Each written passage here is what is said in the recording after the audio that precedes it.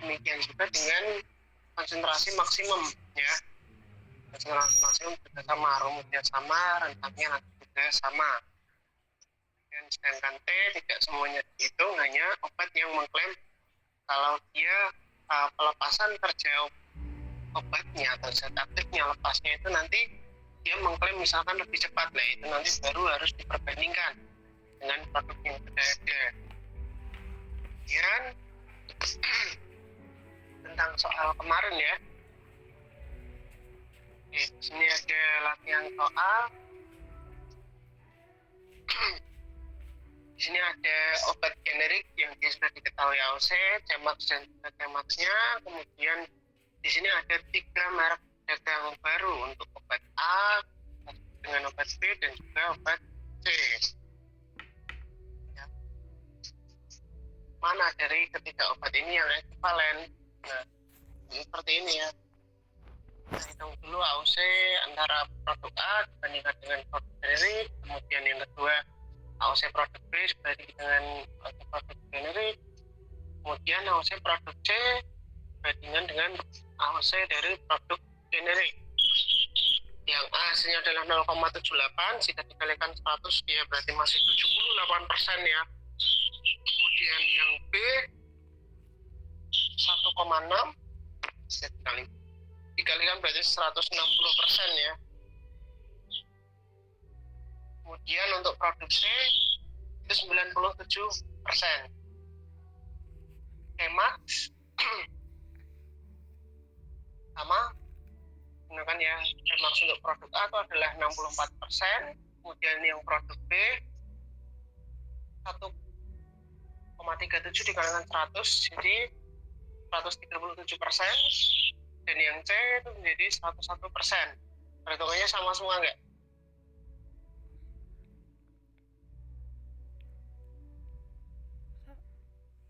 Hasilnya sama semua enggak? Masih ingat ya? Iya Pak, hasilnya segitu. Sama Pak. Sama ya. Jadi ini ya, kesimpulannya produk A dan juga produk B tidak ekivalen dengan produk generik. Kemudian untuk produk C dia ekivalen dengan generik karena produk C dia masih masuk dalam rentang yang diperbolehkan. Oke, hitunganku sudah bisa.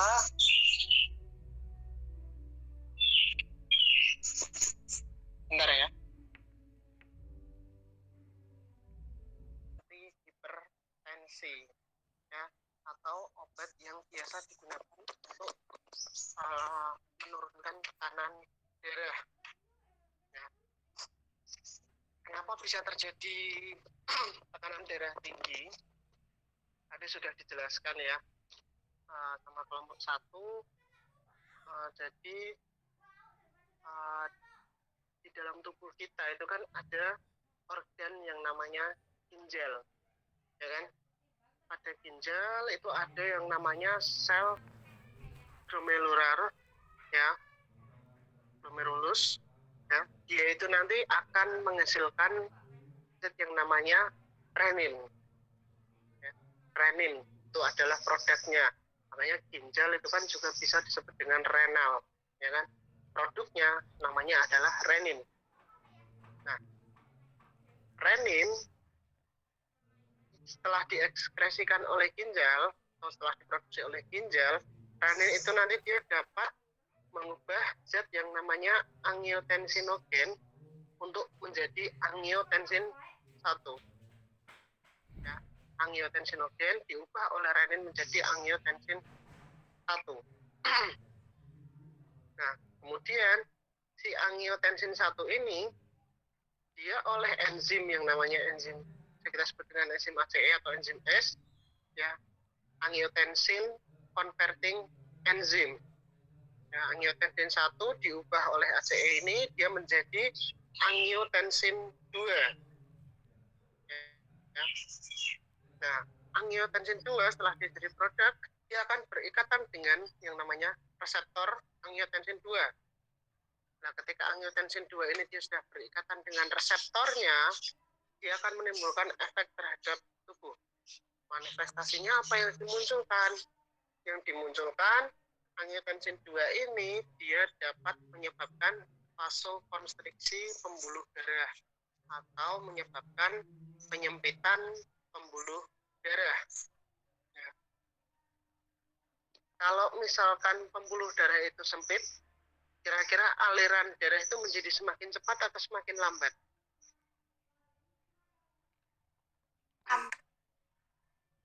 Semakin apa? Lambat, Pak. Semakin lambat, Pak. Semakin lambat. Oke, gambarannya gini wis. Kalian tahu selang, misal selang nyalain air. Ya. Terus ujung selangnya kalian tekan dikit disempitin, ya kan? Anggaplah itu pembuluh darah terus disempitin. Aliran airnya jadi lebih cepat atau lebih pelan? Lebih pelan, Pak. Cepat, Pak. Apa? Lebih cepat. Cepat, Pak. Lebih cepat kan? Ya kan kalau ditekan gitu kan, ujung selangnya itu kan langsung alirannya kan jadi lebih kencang, lebih ya kan, lebih cepat keluarnya lebih jauh ya kan? Alirannya jadi lebih kencang, bukan jadi lebih lambat. Ya. Jadi cerita kalau terus bayangkan kalau misalkan selang itu tadi dengan aliran air yang sama, terus kalian ganti pakai selang yang lebih gede, alirannya jadi lebih lambat atau lebih cepat? Atau minimal sama lah ya kan, jadi lebih lambat atau minimal sama kalau dilebarkan. Nah, anggaplah selang itu tadi adalah pembuluh darah. Ya. Terus tangan kita yang neken selang itu tadi, nah itu adalah vasokonstriksi. Efek dari si angiotensin 2 terhadap pembuluh darah itu adalah vasokonstriksi atau mempersempit pembuluh darah. Ya. Otomatis pembuluh darah atau air dalam selang tadi alirannya dia akan lebih cepat. Nah, aliran darah lebih cepat, otomatis tensi itu akan naik, tegangan akan naik, ya kan? Akan menjadi lebih ketegangannya akan menjadi lebih tinggi. Nah, hal ini yang dapat menyebabkan tekanan darah menjadi meningkat, kan? Karena ditekan, aliran darahnya menjadi lebih cepat, tekanan darahnya tinggi. Dan selain aliran darah itu menjadi lebih tinggi, juga dapat meningkatkan retensi atau menahan natrium dan juga air. Itu adalah mekanisme angiotensin 2. Nah, captopril di sini dia menghambat ya, dilihat saja namanya captopril itu kan golongan S inhibitor ya, ACE inhibitor atau angiotensin converting enzyme inhibitor. Dia akan mencegah terbentuknya angiotensin 2 ini ya. Dia mekanismenya dengan menghambat perubahan angiotensin 1 menjadi angiotensin 2. Kan angiotensin 1 akan berubah menjadi angiotensin 2 dengan bantuan ACE. Ya kan? Nah, captopril fungsinya di sini, dia menghambat si ACE ini ya, agar tidak bisa mengubah angiotensin 1 menjadi angiotensin 2. Itu adalah mekanisme obat dari captopril ini. Oke, di sini jelas dulu kira-kira mekanisme terjadinya tekanan darah tinggi dan juga mekanisme captopril. Jelas, Pak. Jelas, Pak.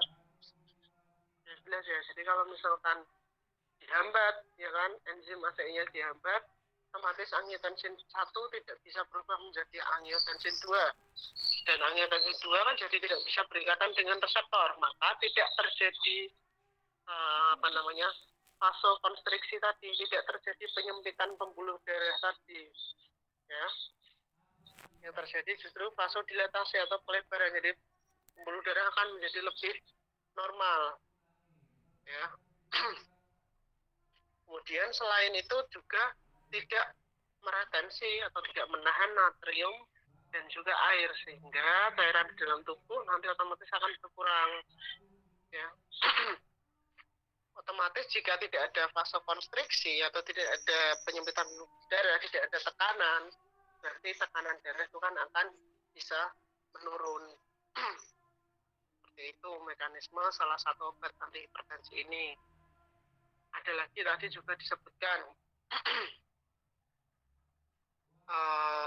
jadi obat anti hipertensi itu kan ada beberapa macam. Salah satunya adalah golongan ACE inhibitor ini, ya, ACE inhibitor. Kemudian ada lagi tadi juga sempat disebutkan, ada lagi golongan ARB, angiotensin retention blocker. Ya, dia menghambat terbentuknya angiotensin. Itu biasanya namanya valsartan, losartan, ya, itu golongan ARB. Kemudian golongan yang ketiga ada lagi yang namanya golongan CCB, ya, CCB. Tadi sempat disebutkan contoh CCB itu adalah amlodipin, ya, contoh lainnya itu adalah nifedipin, ya, belakangnya yang dipin itu biasanya golongan CCB, belakangnya sartan itu biasanya golongan ARB, masih satu golongan. Kalau CCB itu nanti kan kalsium kanal blocker, ya. Kalsium, ya, efeknya terhadap tubuh jika terlalu banyak kalsium sudah berikatan dengan reseptor itu dia juga bisa meningkatkan denyut jantung atau dapat menyebabkan takikardi. Dapat menyebabkan terjadinya takikardi atau denyut jantung itu menjadi lebih cepat dengan adanya kalsium. Ya. Nah, si CCB ini, jantung ketika dia memompa darah lebih cepat, ya, otomatis aliran darah akan lebih cepat atau lebih lambat?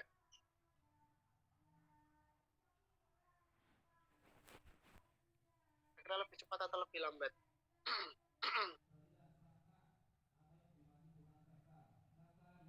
Halo? Kalau jantung dia memompa, ya, kanannya jadi lebih cepat, denyutnya lebih cepat, kira-kira aliran darah akan menjadi lebih cepat atau lebih lambat? Lebih cepat, Pak. Lebih cepat kan? Otomatis ketika aliran darah itu cepat, otomatis tekanan darah itu nanti juga akan menjadi meningkat. Nah, hal ini juga bisa dapat menyebabkan terjadinya hipertensi. Maka orang-orang dengan riwayat hipertensi itu biasanya asupan kalsium itu juga harus diperhatikan, ya, harus selalu dimonitoring, ya, karena asupan kalsium misalkan kita dapat dari susu itu nanti dia juga bisa meningkatkan tekanan darah, apalagi orang-orang yang sangat mudah atau sangat rentan untuk terpapar hipertensi ini. Nah, amlodipin itu nanti mekanismenya atau golongan CCB ini dia memblok kanal kalsium. Ketika kanal kalsiumnya diblok, si kalsium tidak bisa berikatan dengan reseptor. Ketika kalsium tidak bisa berikatan dengan reseptor, maka tidak terjadilah takikardi, ya, jantung denyutnya menjadi lebih normal, jadi tidak meningkat dan tidak terjadi tekanan darah yang tinggi. Seperti itu ya mekanisme obat-obatan golongan anti hipertensi seperti ini. Ini nanti biasanya lebih banyak dibahas itu kalau nggak salah di pelajaran farmakoterapi seperti itu, biasanya nanti akan dibahas lebih detail. Cuma di sekolah biofar ini yang penting kita ketahui ini saja mekanismenya dulu. Mekanismenya obat kita tahu, baru nanti kita bisa merancang produk obat ini, ya. Oke, kelompok lain sudah disiapkan pertanyaannya.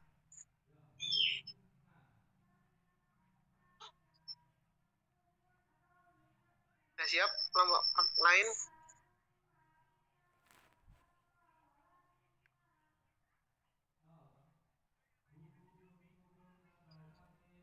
Pertanyaannya itu langsung, Mbak. Di lewat grup WA aja ya, karena kalau langsung kemungkinan kecil kan kalian nanti nyatet, heran nggak ya nyatet ya. Lebih baik ditanyakan di grup WA, kemudian dijawab di grup WA, jadi nanti kan ada catatan untuk kalian bisa belajar.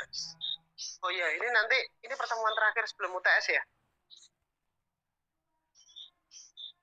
UTS-nya minggu depan kan?